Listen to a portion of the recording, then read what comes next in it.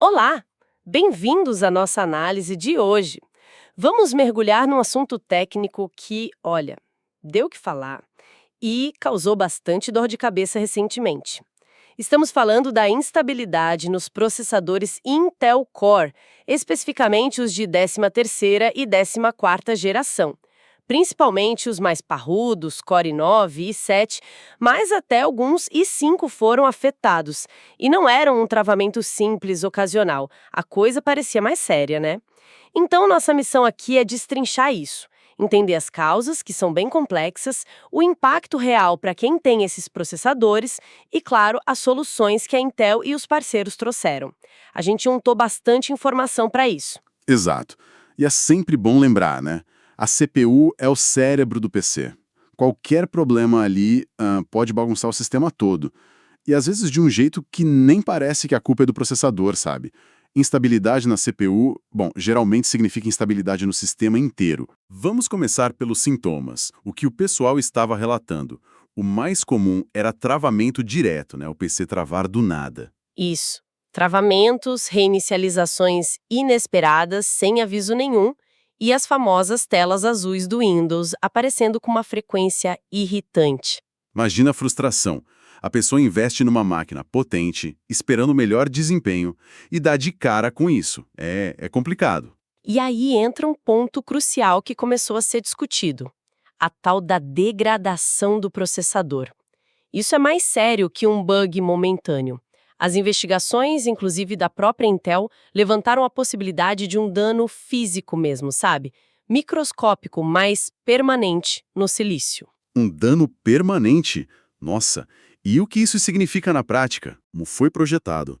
Ele pode, por exemplo, começar a precisar de mais voltagem para atingir a mesma velocidade de antes. Ou pior ainda, ele simplesmente não consegue mais chegar nos clocks de fábrica sem ficar instável, sem travar. Perde eficiência, basicamente. E teve aquele sintoma super esquisito que confundiu muita gente, não foi? Algo relacionado à placa de vídeo. Ah, sim. Esse foi curioso mesmo. O pessoal jogando principalmente jogos com a Unreal Engine, tipo Fortnite e outros, começaram a receber erros de Out of Video Memory, falta de memória de vídeo. Mesmo com placas tipo uma RTX 4090, que tem memória de sobra. Como pode? Parece contraintuitivo, né? Mas mostra como tudo tem interligado no PC. A análise apontou que a instabilidade da CPU, causada por problemas no gerenciamento de energia, de voltagem. Essa instabilidade podia gerar erros na comunicação com outros componentes, e o sistema acabava interpretando isso erroneamente como falta de memória de vídeo. Entendi. Então a raiz não estava na placa de vídeo, mas a instabilidade da CPU fazia parecer que estava. Que complexo. Exato. A causa raiz era o processador instável, provavelmente operando com tensões incorretas. Ok. Então vamos para as causas. Pelo visto não foi uma coisa só, né? Foi mais uma tempestade perfeita. Lembro que no começo ali, por abril, teve uma troca de farpas com a Intel meio que apontando o dedo para as fabricantes de placas-mãe, certo? Mostrou que era mais complicado. Vários fatores contribuíram. Vamos lá. Primeiro, realmente as configurações das placas-mãe. Algumas fabricantes, para conseguir uns pontinhos a mais em reviews, sabe, configuravam as placas para forçar um pouco a barra. Forçar a barra como? Dando mais energia para o processador. Exatamente. Aumentavam os limites de energia, aplicavam voltagens acima do recomendado pela Intel, permitiam temperaturas mais altas, ou ativavam por padrão recursos como o MCE, o Multicore Enhancement, que é basicamente um overclock automático leve. Peraí.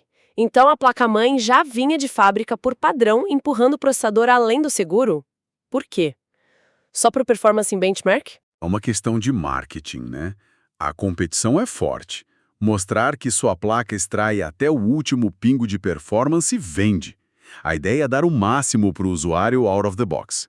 O problema é que essas configurações agressivas, principalmente as voltagens elevadas, colocavam os processadores num estresse constante. Isso sim contribuiu para a instabilidade e aumentou o risco de degradação a longo prazo. Faz sentido. A analogia do carro tunado de fábrica parece mais rápido, mas a chance de dar problema é maior. Exatamente. Mas não era só isso. O segundo fator, E esse a Intel identificou como, digamos, a causa principal depois de analisar muitos chips devolvidos, foi um algoritmo de microcódigo defeituoso. Microcódigo. Explica isso melhor. É tipo um software dentro da CPU? Parte do hardware, a Intel descobriu lá por julho, agosto, que um algoritmo específico nesse microcódigo estava pedindo a voltagem errada para a placa-mãe. Ele fazia o processador solicitar mais tensão do que realmente precisava para operar em certas situações. Ah, então mesmo uma placa-mãe configurada corretamente, seguindo as specs da Intel, poderia acabar entregando voltagem demais por causa desse bug no processador. Exatamente. A placa-mãe só atendia ao pedido do processador, mas o pedido vinha inflado por causa do bug. Isso explica por que o problema foi tão generalizado, afetando vários sistemas. E teve um terceiro fator, mas mais específico, um problema de fabricação ligado à oxidação. Oxidação?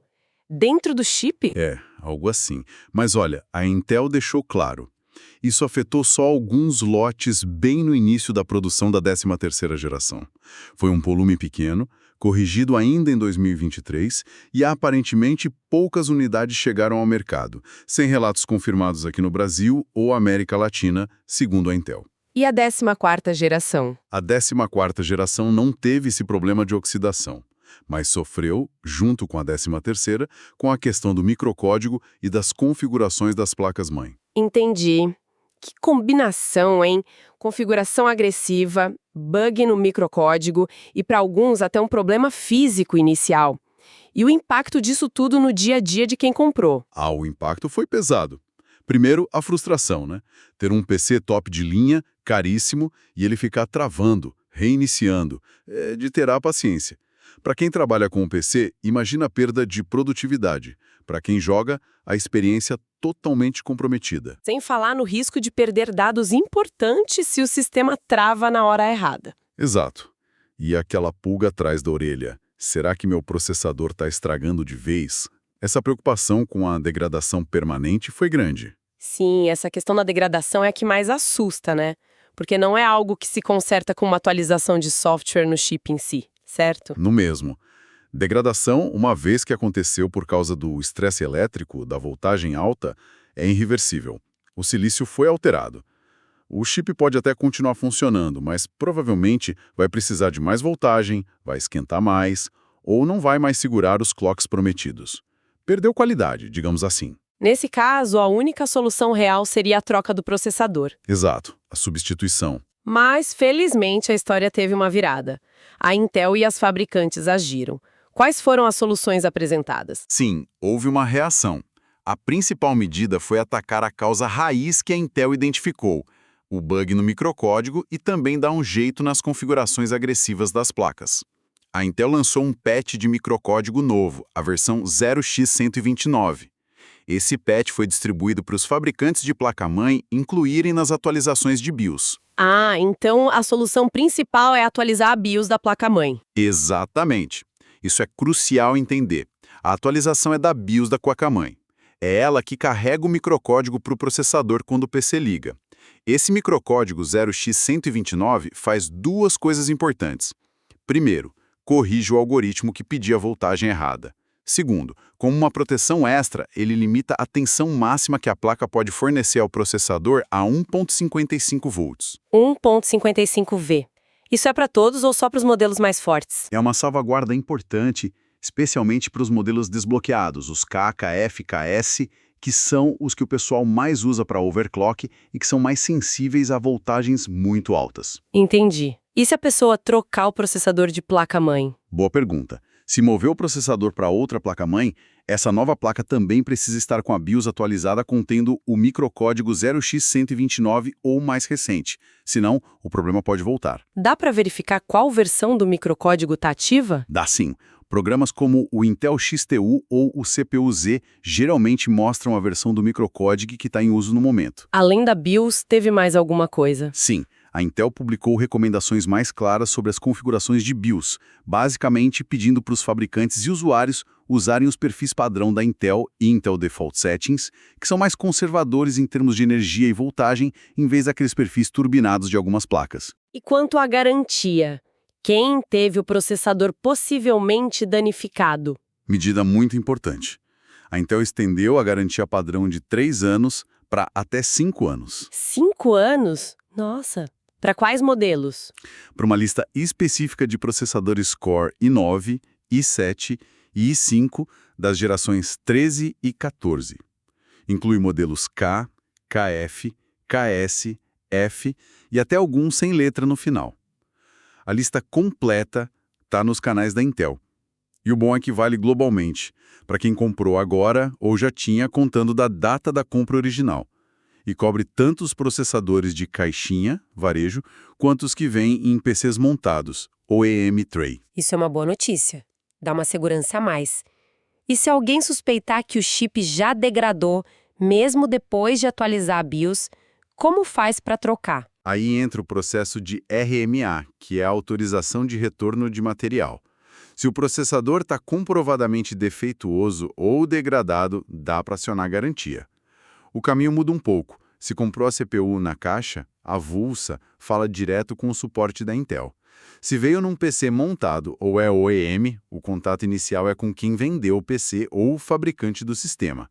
Eles vão guiar no diagnóstico e, se confirmar o problema, fazem a troca.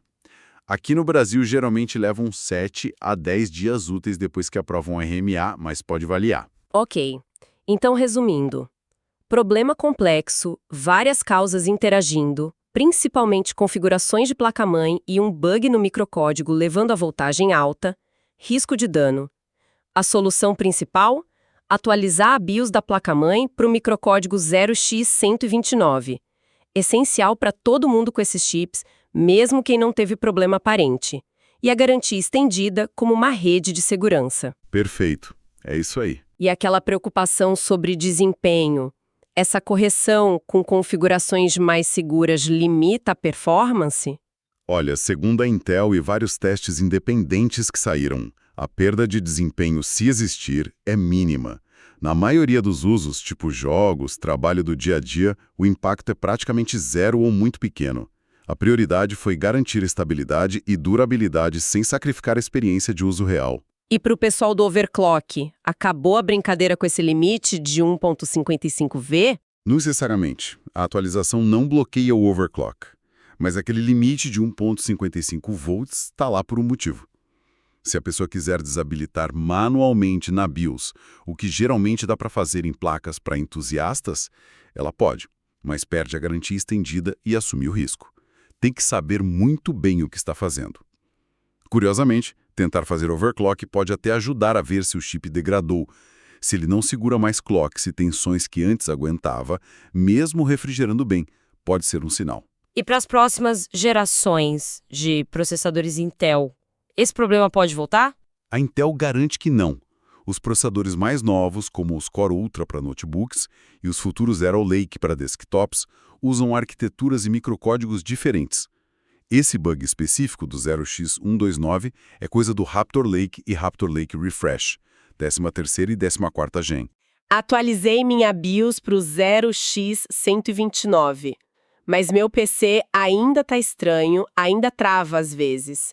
Como sei se meu processador já estava degradado antes da correção? Ótima pergunta, e é difícil ter uma resposta 100% certa porque não tem um teste diagnóstico de degradação. A identificação é mais por eliminação e persistência dos sintomas depois de aplicar as correções. O que a pessoa pode fazer com calma é, primeiro, ter certeza absoluta que a BIOS está atualizada e o microcódigo 0x129 ou mais novo está ativo. Usa o CPU-Z para checar. Certo, passo 1, checar a atualização. Passo 2, desativar qualquer tipo de overclock, CPU, memória RAM, tira XMP e XEPO, deixa no padrão JEDEC. Na BIOS, carrega as configurações padrão da Intel, Intel Default Settings ou algo assim. Garante que MC e otimizações automáticas da placa-mãe estão desligadas. Voltar tudo para o básico, para o seguro. Ou por um tempo. Estressar o sistema, mas dentro dos limites seguros agora. Isso. E aí vem o passo 4. Se e somente se, mesmo com a BIOS atualizada, tudo em estoque, sem overclock, a instabilidade, travamento, tela azul, erro de VRAM, etc., continuar acontecendo nesses testes, aí sim a suspeita de degradação prévia fica forte. Nesse ponto, o caminho é entrar em contato com o suporte, da Intel ou de quem montou o PC, e explicar a situação, mencionando todos os passos que já foram feitos para discutir um possível RMA. Perfeito, ficou bem claro o processo de investigação que a pessoa pode fazer. Isso encerra a nossa detalhada dessa saga dos processadores Intel de 13ª e 14ª geração. O recado principal, então, é manter o sistema atualizado e a BIOS da placa-mãe é crítica nesse caso. Com certeza. E sabe, pensando em tudo isso, fica uma reflexão, né? Esse caso todo ilustra bem a dança complexa entre o projeto do hardware, a implementação pela plataforma, pela placa-mãe e o software de baixo nível, o microcódigo. Levanta questões sobre essa busca incessante por performance que, às vezes, leva a gente para o limite do silício, sobre configurações padrão que, na prática, podem não ser tão seguras assim, e sobre a responsabilidade compartilhada quando essa cadeia complexa falha. No fim, fica o lembrete. A tecnologia é incrível, poderosa, mas não é mágica. Exige atenção, exige manutenção, como verificar e aplicar essas atualizações críticas de BIOS e firmware. São essenciais para a saúde e estabilidade do nosso equipamento a longo prazo.